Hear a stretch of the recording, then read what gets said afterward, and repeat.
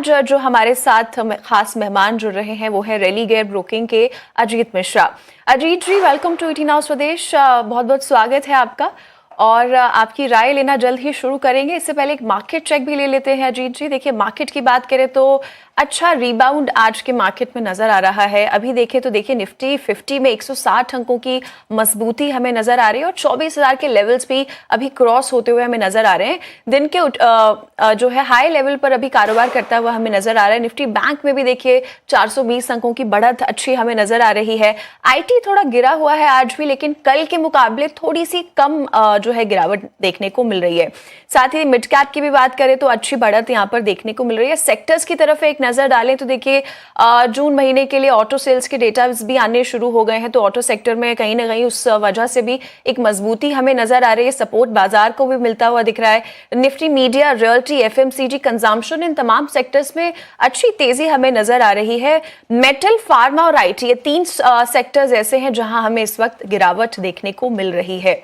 और तमाम अनसर्टनिटीज के बावजूद भी, ईरान के वॉर को लेकर जो भी तमाम अटकलें चल रही हैं उसके बावजूद भी अच्छा कारोबारी सत्र थोड़ा हमें देखने को तो मिल रहा है। ऐसे में आपका क्या आउटलुक है फिलहाल मार्केट को लेकर? क्या इस हफ्ते हमें ये जो बढ़ोतरी है वो बरकरार देखने को मिल सकती है?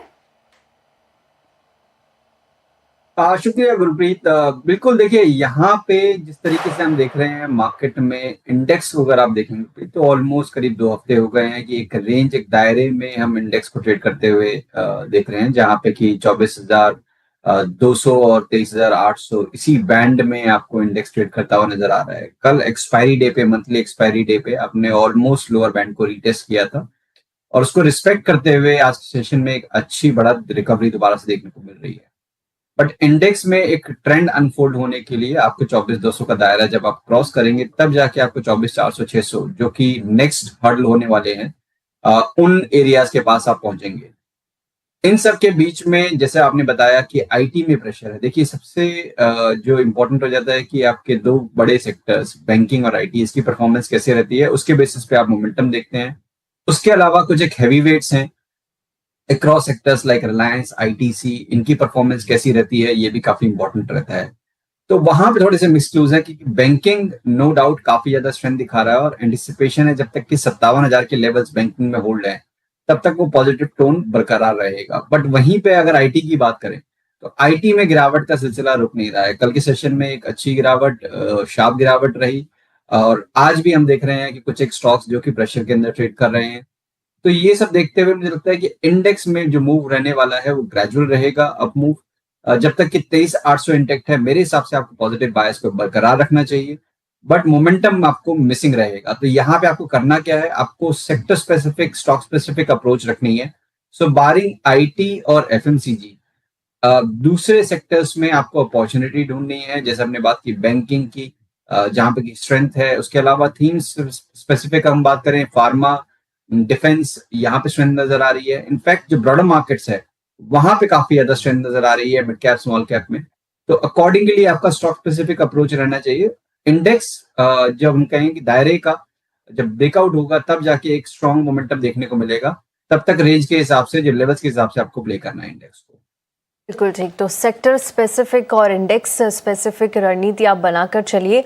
इसके अलावा कुछ थीम्स भी है जो अजीत जी ने यहाँ पर आपको बताई है, वहाँ पर आप अपनी स्ट्रैटेजी बनाकर चल सकते हैं।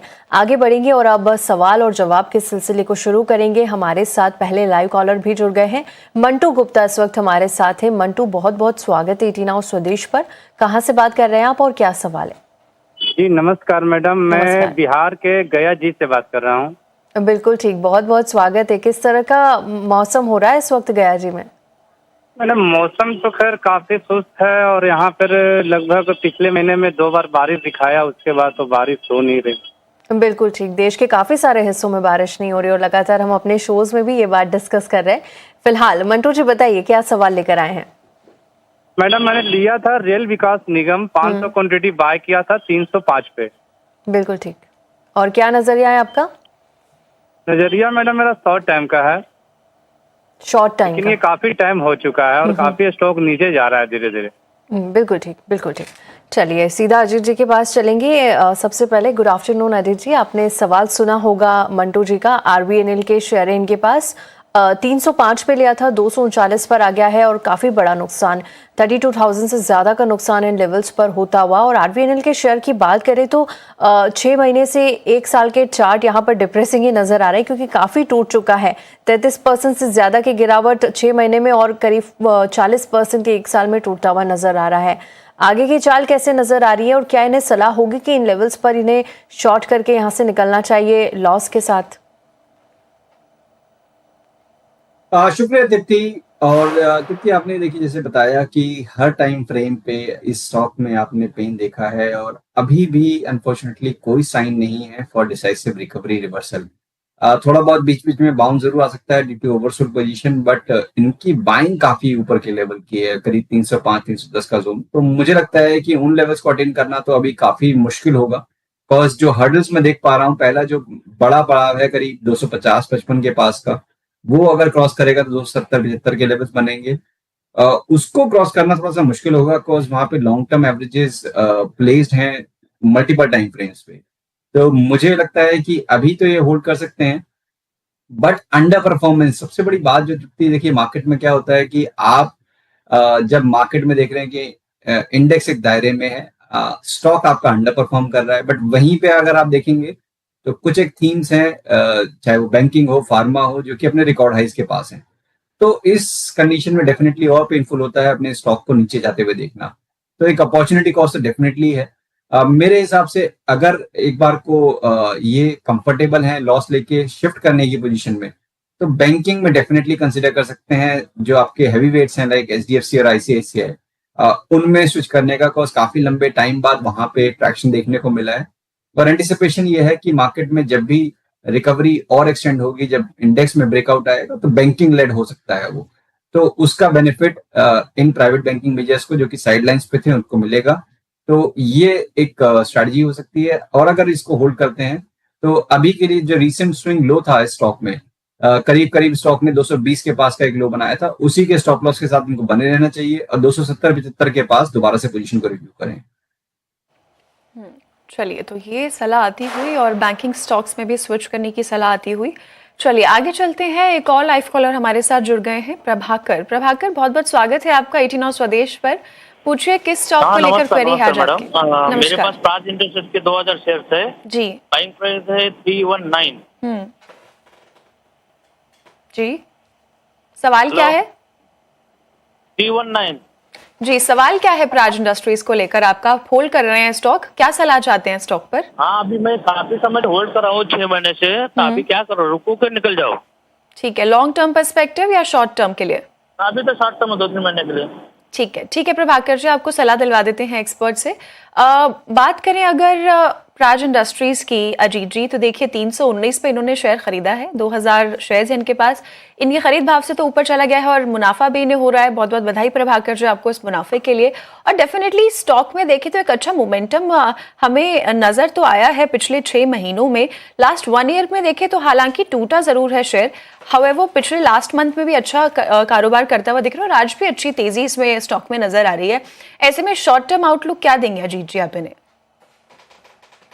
बिल्कुल गुरप्रीत, देखिए ये थीम इनफैक्ट जो इथेनॉल ब्लेंडिंग के बेसिस पे जब हमने देखा था स्टॉक में काफी स्ट्रॉन्ग अप मूव रहा था, और इसके बाद जब हमने दिसंबर मंथ के हाईज के बाद एक बहुत मेजर करेक्शन स्टॉक में अनफोल्ड हुई। मींस 850 से स्टॉक आपका गिरते हुए करीब 270 तक के लेवल्स तक आ गया था, और उन्हीं लेवल्स के आसपास फिर उन्होंने एक्यूमुलेशन किया, जो कि फॉर्चुनेट रहेगी, और वहां से अभी भी एक अच्छा अप मूवमेंट को देखने को मिल रहा है। 2 से 3 महीने में मुझे लगता है कि ये पॉजिटिविटी दोबारा से बढ़ सकती है और एक बार को करीब 420 तक के लेवल्स रीटेस्ट हो सकते हैं। तो ये देखते हुए मेरे हिसाब से अभी आपको बने रहना चाहिए। 334 अब ये आपका ट्रेलिंग स्टॉप लॉस है। जब तक कि इन लेवल्स के ऊपर होल्ड कर रहा है तब तक आप बने रहिए, और 420 के पास एक बार प्रॉफिट बुकिंग करने की राय होगी। ऑलराइट, प्राज इंडस्ट्रीज को लेकर ये सलाह और लेवल्स आते हुए आगे बढ़ेंगे। अगले लाइव कॉलर का रुख करेंगे। भवानी सिंह इस वक्त हमारे साथ है। भवानी जी, बहुत बहुत स्वागत है आपका। पूछिए क्या सवाल है? मेरे पास आईटीसी के 130 शेयर है, 290 की प्राइस में खरीदा है, और 2-3 मंथ का व्यू चाहिए मेरे को टारगेट का। 2 से 3 महीने का? बिल्कुल Yes. ठीक। ओके, सीधे एक्सपर्ट के पास चलेंगे। अजीत जी, आपने सवाल सुन लिया होगा आईटीसी को लेकर और इनके बाइंग प्राइस पर ही आज ट्रेड कर रहा है आईटीसी। 1% से ज्यादा की तेजी है क्योंकि जितने भी एफएमसीजी और कंज्यूमर वाले शेयर्स हैं उनमें हम अच्छी तेजी देख पा रहे हैं। लेकिन आईटीसी की अगर बात करें, एक साल में 30% की गिरावट, जब सरकार ने यहाँ पर एक्स्ट्रा ड्यूटीज लगाई थी, सिगरेट पर चार्ज बढ़ गए थे, उसकी वजह से एक बड़ा डिक्लाइन आईटीसी के शेयर में देखने को मिला और वहां से शेयर उभरता हुआ नहीं दिखा। हालांकि 6 महीने की गिरावट देखें तो 20% है, लेकिन एक महीने में अच्छी रिकवरी का अटेम्प्ट आईटीसी ने यहाँ पर दिया है। आगे की चाल कैसे देख रहे हैं आप आईटीसी के लिए, और 2 से 3 महीने का आउटलुक चाहते हैं ये? बिल्कुल तृप्ति, देखिए अगर जैसे हम बात करें एज ए सेक्टर तो एफएमसीजी और आईटी दोनों ही अंडर परफॉर्म कर रहे हैं और इसका खामियाजा आईटीसी ने भी भुगता है कि मींस नो डाउट एक रिकवरी रिबाउंड जरूर आया है but overall under performance continue है। इनके पास एक बेनिफिट है कि इन्होंने बाइंग प्राइस अभी के लेवल्स पे इन्होंने बाय किया है। मेरे हिसाब से अंडर परफॉर्मिंग सेक्टर के साथ ना रहते हुए जो सेक्टर हमने बात की, चाहे वो बैंकिंग है, फार्मा है, select counters from the energy pack, वहां पे अगर आप फोकस करेंगे तो रिटर्न पोटेंशियल ज्यादा है। यहाँ पे एक चीज है कि आपका डाउन साइड थोड़ा सा कैप लग रहा है, मींस कि ये रिस्ट्रिक्टेड रहेगा, करीब 270-75 का जो डाउन साइड है वो लेवल कैप रहेगा। बट रिकवरी के केस में 300 जब पहला पड़ाव होगा वो अगर निकल जाता है तब जाके करीब 315, बट कोई स्ट्रॉन्ग अपमूव की इंडिकेशन अभी तक नहीं है। अब रिजल्ट सीजन की शुरुआत होगी, किस तरीके से मैनेजमेंट अपना आउटलुक शेयर करती है वो काफी इंपॉर्टेंट रहने वाला है और उससे भी बड़ा फैक्टर है कि किस तरीके से चीजें अनफोल्ड होती हैं ऑन दी मॉनसून फ्रंट, वो भी एक काफी बड़ा फैक्टर आने वाले टाइम में आईटीसी के लिए भी रह सकता है, कंसिडरिंग कि नो डाउट इसका मेजर रेवेन्यू सिगरेट बिजनेस से आता है और जैसे कि आपने बताया कि प्राइजेस जब हमने ड्यूटी बढ़ाई उसके बाद से वॉल्यूम पे किस तरीके का इम्पैक्ट पड़ा है वो एक इंपॉर्टेंट फैक्टर होगा वॉच आउट करने के लिए। तो इन सबको देखते हुए मेरे हिसाब से अंडर परफॉर्मेंस कंटिन्यू रह सकती है। बेटर ये है कि आप बैंकिंग में, जैसे हमने बात की प्राइवेट बैंकिंग मेजर्स की, फार्मा में सन फार्मा, ल्यूपिन, ये कुछ एक ऐसे कैंडिडेट हैं जहाँ पे आप शिफ्ट कर सकते हैं अपनी पोजीशन। चलिए, सलाह आईटीसी को लेकर आती हुई एक्सपर्ट के थ्रू। और देखिए, साथ ही में केपीआईटी टेक के शेयर में आज भारी गिरावट देखने को मिल रही है। आज 16% की बड़ी गिरावट देखने को मिली है केपीआईटी टेक में। अब इतनी बड़ी गिरावट क्यों आ रही है, ये बताने के लिए हमारे साथ हमारी सहयोगी दर्शुता जैन जुड़ रही हैं। दर्शुता, बताइए क्या है पूरी खबर? राइट, केपीआईटी टेक्नोलॉजीज ने अपने क्वार्टर 1 रिजल्ट्स के आने के पहले ही मार्केट को एक बहुत बड़ा झटका दिया है। कंपनी ने कहा है कि Q1 FY27 में रेवेन्यू 1% YOY यानी कि ईयर ऑन ईयर डिक्लाइन हो सकते हैं, हमें गिरावट देखने मिल सकती है in the reported dollar terms. अब इसकी सबसे बड़ी वजह है कि यूरोप के लग्जरी ऑटो मार्केट्स में वीक डिमांड बनी हुई है। इसी के साथ साथ पास्ट फ्यू वीक्स में हमें यूरोपियन OEMs ने प्रॉफिट वार्निंग्स भी दी है, जिसकी वजह से सीधा इम्पैक्ट हमें टेक्नोलॉजी और इंजीनियरिंग स्पेंड्स पर देखने मिल रहा है। और इसी के साथ साथ कंपनी ने अपनी लेटेस्ट क्लैरिफिकेशन निकाली है जिसमें कहा है कि Q2 के रिजल्ट्स भी Q1 के आसपास आने की उम्मीद है, यानी कि नियर टर्म इम्पैक्ट है और प्रेशर हमें आगे भी देखने मिल सकता है। अब प्रेशर सिर्फ रेवेन्यू तक सीमित नहीं है। अगर हम देखें तो कंपनी ये भी इंडिकेट कर रही है कि EBITDA और नेट प्रॉफिट मार्जिन्स में भी हमें सीक्वेंशियल डिक्लाइन देखने मिल सकता है, क्योंकि इमीडिएट कॉस्ट ऑप्टिमाइजेशन की स्कोप काफ़ी लिमिटेड है। अब इसी के साथ साथ मैनेजमेंट की ये उम्मीद है कि उनका H2 FY27 यानी कि सेकेंड हाफ ऑफ FY27 में स्ट्रॉन्ग हमें रिकवरी देखने मिल सकती है और इसी के साथ साथ Q4 में हमें स्ट्रॉन्ग सीक्वेंशियल रिकवरी देखने को मिलेगी।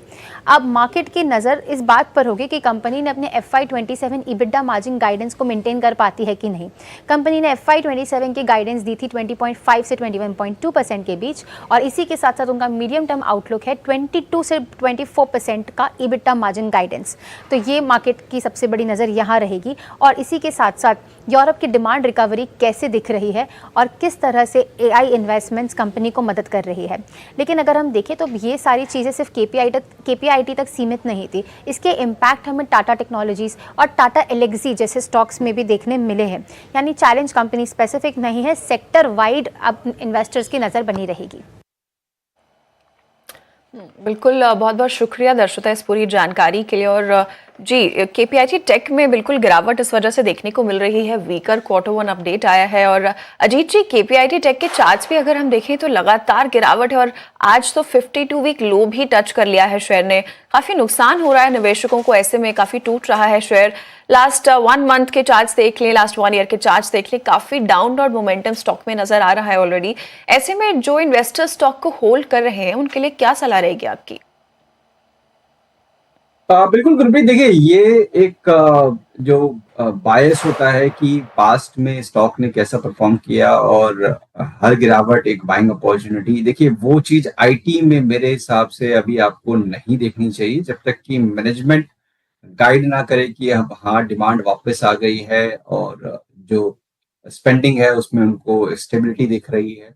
तो ये सारे चैलेंजेस देखते हुए, क्योंकि आईटी एज अ पैक पूरा अंडर परफॉर्म कर रहा है, केपीआईटी में भी पहले से ही इनफैक्ट जनवरी मंथ से ही एक डिस्ट्रीब्यूशन का ट्रेंड था और हाल फिलहाल में थोड़ी सी रिकवरी जरूर आई थी, बट वो भी मुझे लग रहा है कहीं ना कहीं शायद डिस्ट्रीब्यूशन का ही साइन था, जिसके बाद ये 24% का डिक्लाइन हम इस हफ्ते में देख रहे हैं। अभी मुझे नियर टर्म में कोई रिस्पाइट नजर नहीं आ रहा है। जिनके पास पोजीशन है, बेटर यही है कि थोड़ा सा नुकसान अगर रिड्यूस कर सके यहाँ पे अपना पोजीशन को काट के, बिकॉज नीचे पे करीब करीब 500 से लेकर 510 वाला जोन है, वहां पे जाके मुझे सपोर्ट नजर आ रहे हैं। वहां शायद आपको कंसोलिडेशन दोबारा देखने को मिले। तो अभी के लिए तो सिनेरियो नेगेटिव ही है। अगर आप सेल नहीं करें तो एटलीस्ट बाय ना करें, ऐड ना करें अपनी एग्जिस्टिंग पोजीशन में। कोई बाय और ऐड करने की सलाह नहीं रहेगी फिलहाल के लिए केपीआईटी टेक में। और चलिए फिलहाल लेते हैं एक छोटा सा ब्रेक।